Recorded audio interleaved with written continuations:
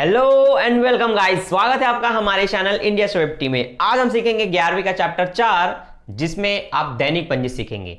पंजी प्रविष्टि is the most important of 11th commerce. बिना पंजी प्रविष्टि के कॉमर्स की पटरी आगे नहीं बढ़ेगी, मतलब गाड़ी आगे नहीं चलेगा, बिना पटरी के गाड़ी नहीं चल पाता। वैसे ही नो, ट्रेन नहीं चल पाता बिना पटरी के। इसी प्रकार से आपको ध्यान देना है कि कॉमर्स में पंजी प्रविष्टि बहुत महत्वपूर्ण है, क्योंकि आप चाहे 11वीं में हो, चाहे 12वीं में हो, चाहे कॉलेज में कॉमर्स पढ़ें या आगे जाकर के और पढ़ना चाहेंगे, पंजी प्रविष्टि बहुत काम आता है। ये हर प्रश्न में शामिल होता है। अब पंजी प्रविष्टि होता क्या है, तो ध्यान से सुनिएगा। जब भी हम कुछ व्यवहार करते हैं, कुछ खरीदते हैं, कुछ बेचते हैं, तो दो पक्ष प्रभावित होते हैं। एक चीज में दो पक्ष प्रभावित होते हैं। जैसे आप खरीदेंगे तो कुछ आपके पास आएगा और कुछ चला जाएगा। क्या आएगा क्या जाएगा?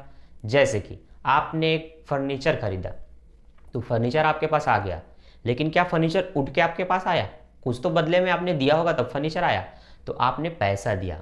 अब आपको पैसे शब्द का यूज नहीं करना है, रोकड़ कहना है। आपने रोकड़ दिया तो फर्नीचर आया।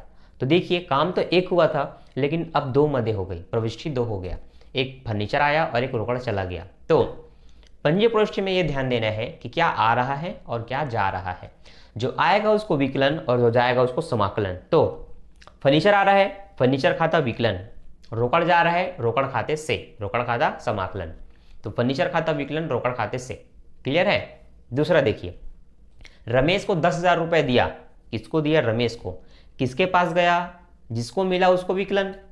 तो रमेश को मिला तो रमेश विकलन, रोकड़ खाते से। ठीक है, मैंने अपना नाम तो नहीं बताया ना, रोकड़ दिया कहा तो रोकड़ खाते से, सिंपल। अब अगर मैं कहता हूं राम ने श्याम को पैसे दिए, राम ने श्याम को दिए तो श्याम विकलन राम से। समझ आ रहा है? विक्रय किया 5,000 का, तो जब भी विक्रय करेंगे तो पैसा आएगा। तो पैसा आया, लेकिन कैसे आया? विक्रय करने से आया। तो हम क्या कहेंगे? रोकड़ खाता विकलन विक्रय खाता से।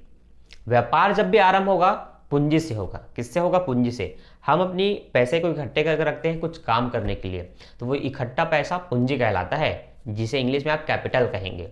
तो जब भी आपको ये मदे मिले कि व्यापार आरंभ किया रोकड़ से, तब आप कहेंगे रोकड़ खाता विकलन पूंजी खाता से। ठीक है? हाँ, और क्या क्या हो सकता है? वेतन दिया, मजदूरी दिया, किराया दिया, कमीशन दिया। कोई भी प्रकार का खर्च या वेतन व्यय भुगतान होगा तो ये सब रोकड़ से होता है। तो रोकड़ चला जाएगा तो रोकड़ खाता समाकलन होगा और ये सब विकलन हो जाएंगे। मजदूरी विकलन, वेतन विकलन, कमीशन विकलन, सभी प्रकार के व्यय विकलन हो जाएंगे। ठीक है, ये आपको याद रखना है। व्यापार में जिन चीज़ों से आय होगा वो सब समाकलन, और जिस चीज़ में व्यय होगा वो सब विकलन। ठीक है, आय और लाभ को समाकलन, खर्च और हानि को विकलन। इस तरह से अब आप समझेंगे बैंक की प्रविष्टि। बैंक वाले में क्या होता है? बैंक वाले में आपको ध्यान देना है कि कुछ खर्चे ऐसे होते हैं जिसे बैंक खुद करता है और उसे वसूल भी करता है। ठीक है, कुछ जगह बैंक खुद व्यय लगाता है और हमें इंटरेस्ट देता है। ठीक है, हम बैंक में पैसा जमा करते हैं। तो जब सबसे पहला कारण आपको मिलेगा, बैंक में नगद जमा किया तो पैसा चला गया बैंक में। ठीक है, पाने वाला कौन? बैंक।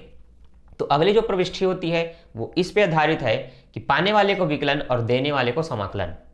पाने वाले को विकलन, देने वाले को समाकलन। तो बैंक में जब पैसा जमा करेंगे तो पाने वाला कौन है? बैंक। तो बैंक खाता विकलन।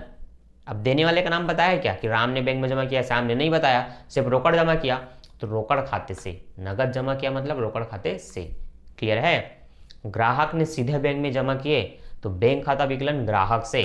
सुरेश ने हमारे बैंक में सीधे जमा कर दिए तो बैंक खाता विकलन सुरेश से। समझ आया? ठीक। अब पाने वाला विकलन, देने वाला समाकलन आप बहुत अच्छे से समझ गए। अब ध्यान दीजिए, बैंक ने अगर ब्याज दिया तो ब्याज दिया मतलब क्या दिया? रोकड़ दिया। तो रोकड़ खाता विकलन बैंक ब्याज खाता से। क्या कहेंगे? बैंक ब्याज खाता से। अगला, जब भी किसी एक व्यवहार में दो पक्ष प्रभावित हों, एक से जाए और एक के पास आए, तो आने वाला विकलन और जाने वाला समाकलन। ये आपको ध्यान में रखना है और पंजी प्रविष्टि करना है। क्लियर है? तो आई होप ये थोड़े से ज्ञान आपके लिए बहुत इंपॉर्टेंट होंगे। आप पंजी प्रविष्टि समझ चुके होंगे। पंजी प्रविष्टि को समझे बिना आपके आगे के चैप्टर आपसे नहीं बनेंगे, तो ये बहुत इंपॉर्टेंट है आपके लिए। तो दैनिक पंजी की बहुत सारी प्रविष्टि आपको उदाहरण में मिल जाएगी, उसकी प्रैक्टिस कीजिए। और अगर आप सरकारी स्कूल के भी छात्र होंगे तो अभी से आप ध्यान दीजिए कि हिंदी प्रविष्टि के साथ साथ आप इंग्लिश में भी कीजिए। रोकड़ को कैश कहेंगे, पूंजी को कैपिटल कहेंगे, क्रय को परचेस कहेंगे, विक्रय को सेल कहेंगे, सेल्स। खाता को अकाउंटेंसी, विकलन को डेबिट, समाकलन को क्रेडिट कहेंगे, बैंक को बैंक ही कहेंगे, वेतन को सैलरी कहेंगे, किराया को रेंट कहेंगे, ठीक है। मजदूरी को वेक्स कहेंगे और व्यय को एक्सपेंसेस कहेंगे, ठीक है। ऐसे और भी मदें आपको जैसे प्रश्न आप बनाते जाएंगे वैसे वैसे मिलता जाएगा, ठीक है। तो ये कुछ पंजिप्रोष्टि है जो कि बहुत इंपॉर्टेंट है और आपके लिए बस आज इतना ही। अब हम क्रियात्मक प्रश्न पे आएंगे, तो बिना प्रश्न के आपको समझ नहीं आएगा, तो आज ही हमारे क्रियात्मक प्रश्न अपलोड होने वाला है, तो इस वीडियो को देखने के बाद उसको भी देखना है।